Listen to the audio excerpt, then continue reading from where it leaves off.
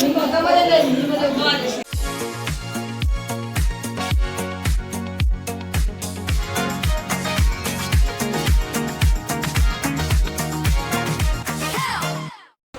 नमस्कार, मी धनश्री हाऊस क्वीनमध्ये तुमचं खूप सारं स्वागत करते. आजचा दिवस तुम्हाला खूप छान आनंदाचा होते. तुमच्या मनातलं सगळं भारी भडक भडक झालंय.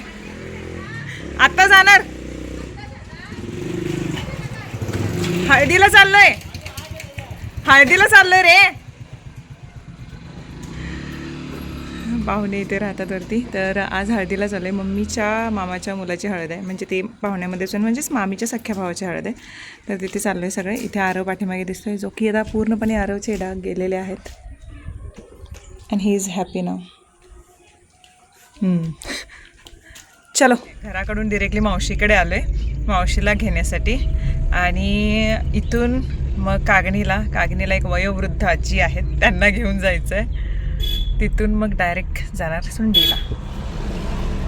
आणि सकाळी गावातच लक्ष्मीदेवीची मिरवणूक आहे, कारण मंदिर बांधले तर त्याचा जीर्णोद्धार सोहळा आणि ह्या सगळ्या गोष्टी आहेत. पण सकाळी मला जायला नाही मिळालं, कारण मी सकाळी लवकर उठून आम्ही गेलो होतो बोलकेवाडीला ताईंच्या घरी. थोडीशी काही गोष्टी होत्या म्हणून मी आणि बाबा दोघंजणं जाऊन आलो. मग बाबा थांबलेत ताईंच्याकडे आणि तिथून मग यायला उशीर झाला. रात्री लेटनं झोपले, त्याच्यामुळे डोकं दुखत होतं. म्हणून मी आज दिवसभर झोपलेलेच 3 वाजेपर्यंत, कारण संध्याकाळी इथं हळदीला जायचं आहे मला माहीत होतं. त्याच्यामुळे मग काय मी गेलेच नाही, कारण उद्या महाप्रसाद आहे तर त्यावेळेला जायचंच आहे आणि उद्या लग्न पण आहे हे. तर त्या सगळ्या गोष्टी आहेत. मग आता इथून आम्ही चालू आहे हळदीला. जाताना बघू, जर मिरवणुकीचे काही क्षण टिपता आले तर ते नक्कीच दाखवेन. भाऊराया बाजारपेठेत वाट बघत थांबलाय, त्याचा अवतार दाखवेन मात्र मी नक्कीच. आणि इथे आरव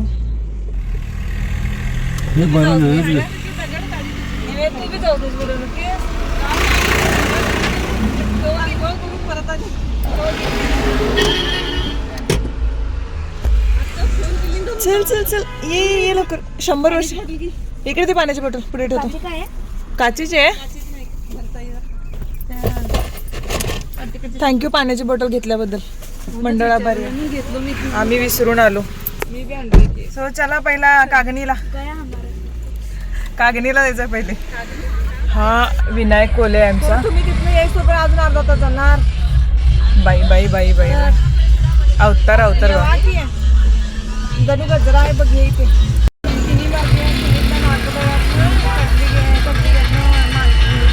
गावासून पोरीसनी कसं वाटतंय? मी माझ्या पंजे मामांच्या गावी आले आणि एक खापर पंजाचं गाव.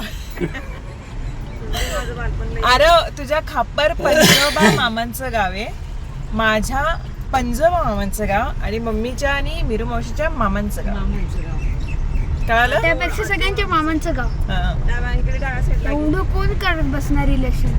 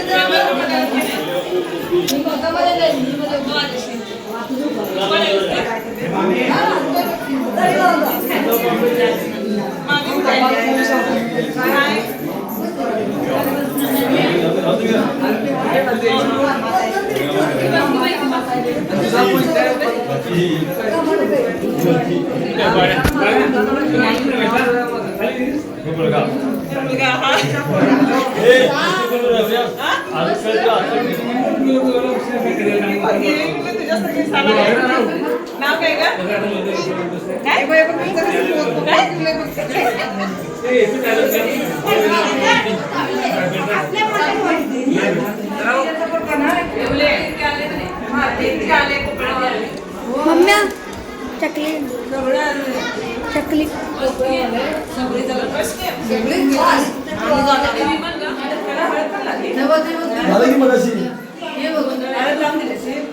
म्हणजे काय असते बाबा ते आम्ही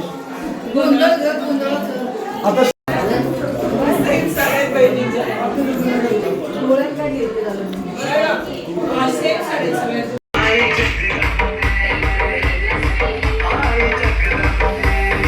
गोंधळाची तयारी सुरू होती. मग नवऱ्या मुलासोबत आणि मामासोबत मी जे घराघरात जाऊन जोगवा मागावा लागतो तर तिथे गेले आणि ही पद्धत काही गावामध्ये अजूनही आहे.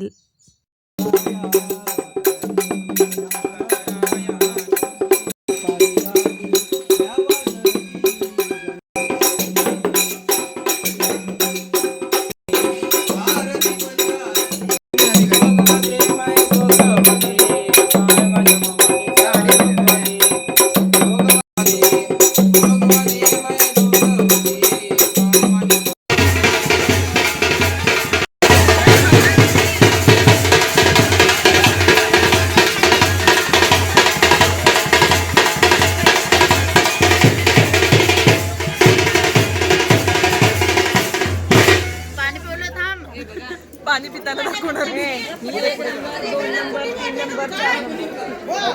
झालं काय अजून किती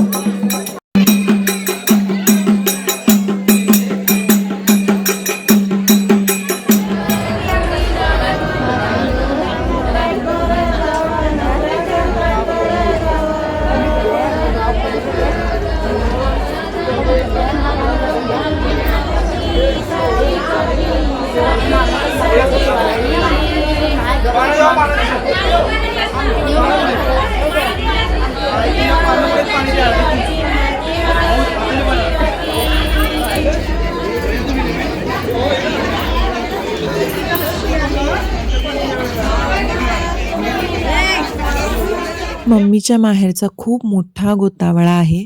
खूप बहिणी आहेत, त्या मावस बहिणी वगैरे, मामे भाऊ सगळे, आणि ते सगळ्यांचे रिलेटिव्स, त्यांचे सासूरवाडीचे लोक हे सगळे आले होते. हाऊस क्वीन फॅमिली मेंबर सुद्धा काही होते.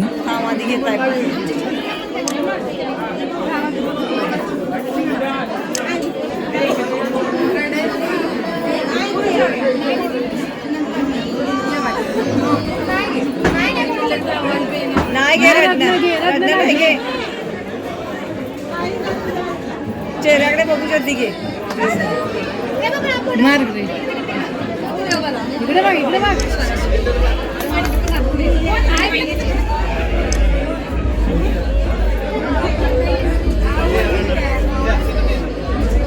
राहिले गेले.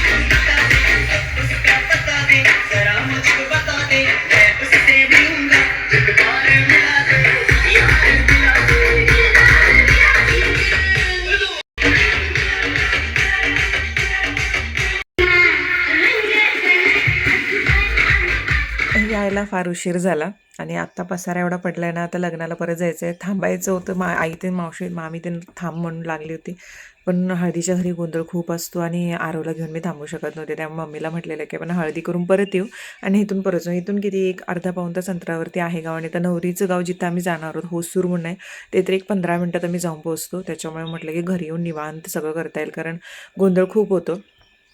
त्याच्यासाठी म्हटलं की येऊयात आणि येऊन जे सगळे तुम्ही व्हिडिओमध्ये बघितल्या ना पाहुणे, ते म्हणजे पॉसिबिलिटीज नव्हती की ते तेवढ्या आवाजात सगळ्या गोष्टी म्हणजे सगळ्यांची ओळख करून देणं. पण सगळे लोक म्हणजे एकदम फुल ऑफ एक्साइटमेंट आणि हळदी, गावाकडच्या हळदींची बातच काही और असते. दारात हळदी वगैरे होतात, दंगा, सगळे पाहुणे. आणि मी तर खूप म्हणजे वर्ष महिने झाले त्या लोकांना भेटले नव्हते, कारण इकडे यायचं इथल्या इथे जायचं, कारण ते कधी कधी यायचे म्हणजे मम्मीच्या मावशा वगैरे कधी यायचं ते मी काय नसायचो. आणि माझ्या जेव्हा कधी मी कोवाडला यायचे, म्हणजे कधी वेळ मिळाला, कधी कुठला सण असला किंवा जेव्हा मला चान्स भेटायचा की चला मम्मीकडून जाऊन येऊयात, तोपर्यंत म्हणजे तेव्हा असं कोण एवढं भेटायचं नाही. मामाच्या घरात किंवा मावशीचं घरात इथंच असल्यामुळे त्यांना तेवढं भेटणं व्हायचं, बाकी कुठल्या पाहुण्यांशी नाही. त्याच्यामुळे इकडच्या पाहुण्यांशी म्हणजे मम्मीकडच्या पाहुण्यांशी शक्यतो एवढं भेट होतच नव्हते तिकडे, एवढे ते मावशी वगैरे त्यांचे. पण ते लोक खूप स्वीट आहेत सगळे, खूप म्हणजे मम्मीची मावस बहीण ही माझ्या वयाची आहे. आणि सगळेजण म्हणतात, म्हणजे मम्मीचं जेव्हा वाढदिवस झाला तेव्हा म्हटलं की मम्मीचं वय कमी वाटते, असं 76 मम्मीचा जन्मसाल आहे. आणि त्या पहिला आपण जेव्हा कधी लग्न व्हायचे तेव्हा खूप कमी वयात व्हायचे. माझ्या आजीचंच वय 13 वर्ष असताना झालेलं, मम्मीचं 15 वर्षी लग्न झालं होतं, माझ्या भारती मावशीचं 16 वर्षी लग्न झालं होतं, मिरू मावशीचं 18 वर्षी लग्न झालं होतं. खूप कमी वयात करत आमचीसुद्धा जेव्हा ग्रॅज्युएशन झालं तेव्हा आम्हाला सांगितलं होतं, म्हणजे आधी 12 वर्षापूर्वी काही ग्रॅज्युएशन झालं लग्न होणार. राजश्रीचं पण सेम, नयनचं पण आमच्या सेम. नयनचं पण मला वाटतं 23 मला वाटतं 23व्या वयात काहीतरी नयनचं पण झालं होतं, एवढं आठवणीत नाही. पण हां, त्याच्यामुळे खूप लग्न म्हणजे आमच्याकडे खूप लवकर होतं. आत्ता थोडंसं चेंज झालेलं आहे, म्हणजे जसं काळ जातो तसं सगळ्या गोष्टी खूप चेंज होतात. आता ठीक आहे, मुलींचं वगैरे विचार घेतलं जातं मग, आणि त्याच्यानंतर मग लग्न हे ते सगळ्या गोष्टी आहेत. पण योग्य वयात लग्न झालेलं कधीही बेटर असतं. त्रास झाला आणि सगळे पाहुणे भेटलो. आता लग्नाला जायचं आहे. तरी 7-8 वेळा येतेस, पण भावाचं लग्न झाल्यानंतर तुला येता येणार नाही. एक गोष्ट अशी की प्रत्येकाचे अनुभव वेगवेगळे असतात. आता मला माहीत नाही की आमची वहिनी कशी असेल किंवा काय, पण आमच्या दोघींचं पण मत असं आहे की आम्ही दोघी पण खूप एक्सायटेड आहोत. आणि आमच्या दोघींचं पण मत असं आहे की येणारी जी कोणी मुलगी असेल ना, तर ती आमच्या घरात येणार आहे, त्यामुळे आम्ही तिला समजून घेतलं पाहिजेत. कारण आमच्या घरातल्या सगळ्या गोष्टी वेगवेगळ्या आहेत, त्यामुळे आम्ही तिला सगळ्या गोष्टी समजून घेऊन किंवा हे करून, कारण ती नवीन आहे सगळ्या गोष्टींसाठी, तिला सगळं अनोळखी आहे किंवा ज्या गोष्टी आहेत त्यामुळे आम्ही पहिले समजावून घेतलं पाहिजे, त्यानंतर ती पण आम्हाला समजावून घेणार. आणि माझं मत असं की एक डिस्टन्स मेंटेन राहायला पाहिजेत, कारण आपण जेव्हा आपल्या घरी म्हणजे आपल्या सासरे असतो तेव्हा ते आपलं घर असतं आणि आपल्या घरात लुडबुड केलेली कुणाला आवडत नाही. आता माझ्या नंदुबाईसुद्धा जेव्हा कधी आमच्या घरात काही डिसिजन असतात, काही असतं, तरी मी स्वतःहून त्यांना सांगते की ताई आम्ही हे करणार आहे किंवा ताई इकडे जाणार आहे, तुम्ही येणार आहे का, ते स्वतःहून मी विचारते त्यांना. आणि ताईसुद्धा काय असेल तर सांगतात, पण एखादी गोष्ट आम्ही सांगितली नाही किंवा तर त्या कधीही रुसत नाहीत किंवा त्या कधी असं म्हणत नाहीत की मला तुम्ही सांगितलं नाही किंवा काही नाही, कारण त्यांनी पण ते गोष्ट मेंटेन केली. आणि माझंही तसंच आहे, जेव्हा आता कोणी येईल आमच्या घरी माझ्या भावाची बायको म्हणून, तर हे तिचं घर असणार आहे, त्यामुळे आम्ही लुडबुड तरी करणार नाहीच, कारण हे आमचं माहेर आहे. आणि आम्हाला जेव्हा वाटेल तेव्हा आम्ही येऊ किंवा हे करू. आणि ते येण्याचं स्वातंत्र्य किंवा जेव्हा आम्ही येणार तेव्हा आम्हालाही हे वातावरण चांगलं वाटेल, याच्यासाठी आम्ही सुद्धा तिच्याशी तेवढंच फ्रेंडशिप म्हणजे आपली फ्रेंडशिप किंवा आमचं तिच्याशी वागणं तेवढंच चांगलं असलं पाहिजेत. कारण एखाद्याच्या घरी गेल्यानंतर त्या घरात जी माणसं असतात ना, त्यांना असं वाटलं पाहिजे की ह्या लोकांनी आपल्या घरी यावं. त्यामुळे आपण उगाचच काहीतरी गोष्टी हे केल्या, त्रासदायक केल्या किंवा उगाचच काहीतरी नणंद आहे किंवा हे आहे म्हणून टोमणी मार किंवा हे कर, ह्या गोष्टी झाल्या, ते जुनं झालं पूर्ण सगळं. आता असं आहे की आपण पण कूल व्हायचं आणि आपली भाऊजे आहे तिला पण मस्त एन्जॉय करू द्यायचं. असं नाही की आम्ही बाई येणार आहे घरी आणि तू पोळ्या करून ठेव, मटण करून ठेव. आल्यानंतर आपण एकत्र मिळून करूयात आणि एकत्र एन्जॉय करूयात, ह्या गोष्टी असल्या पाहिजेत. तरच वहिनीसुद्धा येणाऱ्या नंदांची वाट बघते, असं मला पर्सनली वाटतं. माझ्या नंदुबाईसुद्धा घरी जेव्हा येतात तेव्हा असं असतं की धनाशी काय करायचं आहे सांगा. आता घरी जरी जेवण करणाऱ्या ताई असले तरीसुद्धा काही असेल किंवा त्या कधी नसतील तरी काही करायचं असेल तर धनाशी सांग किंवा हे करूया का, असं त्यांचं पण असतं. त्यामुळे आणि माझ्या आत्यासुद्धा जेव्हा मम्मीकडे इकडे येतात तेव्हा असं बसून राहत नाही. तुम्ही मागच्या ब्लॉगमध्ये बघितलं असेल की वहिनी करूया चला आणि हे करूया, मोदक वगैरे करताना हे सगळं मिळून मिसळून असले ना तर गोष्टी खूप सोप्या जातात. नाहीतर एकटं कोणतरी घरात करत राहणार आणि आपण बघत राहणार नाही. आपण आल्यानंतर त्या सगळ्या गोष्टी केल्या पाहिजे. इव्हन आम्ही त्यांच्याकडे जातो ना तेव्हा त्यांच्या सुनासुद्धा म्हणजे आता साक्षी कोमलसुद्धा त्याही तशाच आहेत.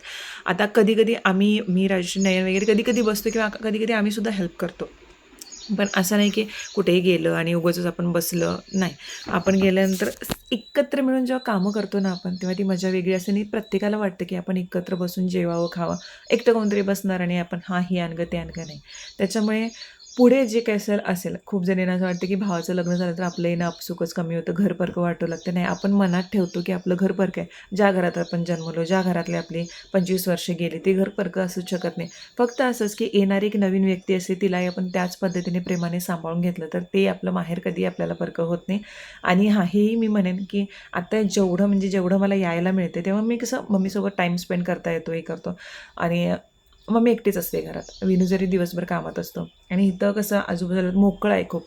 तर जेव्हा मी येते किंवा जेव्हा राजेश येते तेव्हा सुद्धा तिला घर भरल्यासारखं वाटतं. आणि जेव्हा आमची बहीण किंवा भावाची बायको घरी येईल तेव्हा आल्यानंतर ऑब्व्हियसली आम्हाला टेन्शन कसलंच नसणार आहे, कारण तिला हक्काची मैत्रीण मिळेल.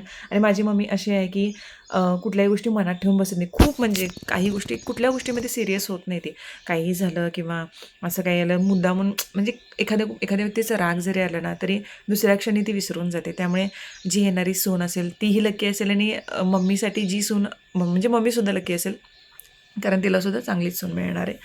तर त्याच्यासाठी आणि आज मदर्स डे आहे तर मदर्स डेच्या सर्वांना खूप साऱ्या शुभेच्छा.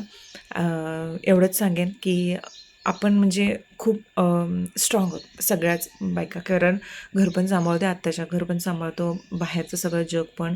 आपल्याला केवढ्या गोष्टी स्ट्रेस होतात काही काही गोष्टींच्या, पण त्यासुद्धा आपण बऱ्यापैकी मॅनेज करतो. आणि आयुष्य सुंदर करण्याचा प्रत्येक स्त्री प्रयत्न करत असते आपल्या फॅमिलीसाठी, आपल्या घरासाठी, आपल्या करिअरसाठी. सो सगळ्यांना स्ट्रेंथ मिळो आणि स्वामी तुम्हा सगळ्यांना खूप छान ठेवत आणि मस्त ठेवत. आणि नेक्स्ट व्हिडिओमध्ये भेटते, कारण आता आवरायचं आहे आणि आवरून लग्नाला निघायचं आहे. तो चलो बाय बाय.